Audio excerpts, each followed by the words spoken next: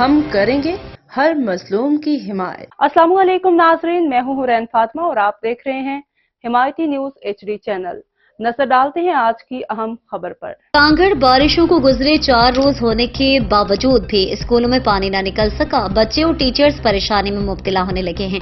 اس پر بات کرتے ہیں اپنے نمائندے اشفاق سلہری سے۔ جی، اس وقت ضلع کانگڑ کی صورتحال یہ ہے کہ بارشوں کو گزرے ہوئے 4 روز گزر چکے ہیں، لیکن نشیبی علاقوں کے اندر پانی موجود ہے۔ اور اگر ایجوکیشن اداروں کی اگر بات کر لی جائے تو وہ ادارے جہاں جو نشیبی علاقوں میں موجود ہے وہاں پر پانی موجود ہے، جس کے باعث جو اسکول کے کلاسز روم کے اندر جو ہے مچھروں کی بھرمار ہے اور ڈینگی کا جو ہے وہ بہت زیادہ جہاں پر خطرہ موجود ہے۔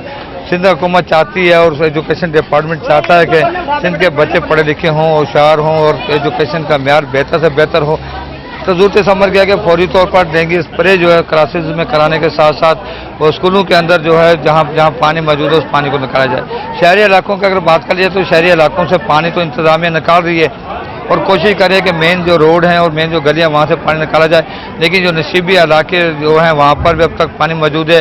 اور اسی طرح اسکولوں کے جو نشیبی اسکول ہیں وہاں پر پانی موجود ہے، جس کی بنا پر بچوں کو اور ٹیچرز کو اور اسٹاف کو بہت ساری مشکلات کا سامنا کرنا پڑتا ہے۔ ڈینگی کا جو ہے وہ جہاں پر اسپرے اور ملیریا اسپرے کرانے کا مطالبہ کیا جا رہا ہے اور مطالبہ کیا جا رہا ہے کہ فوری طور پر اسکولوں سے جو ہے وہ پانی نکال کر بچوں کو بہتر سے بہتر ماحول فراہم کیا جائے۔ جی، مزید خبروں اور اپڈیٹ سے باخبر رہنے کے لیے دیکھتے رہیں حمایتی نیوز HD چینل۔